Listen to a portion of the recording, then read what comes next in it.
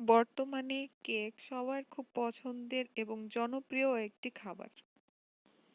Cake ছাড়া জন্মদিন, বিয়ে, গায়ে হলুদ চলেই না যেন। এসব অনুষ্ঠানে কেক আমাদের চাই চাই। আসসালামু আলাইকুম সবাইকে।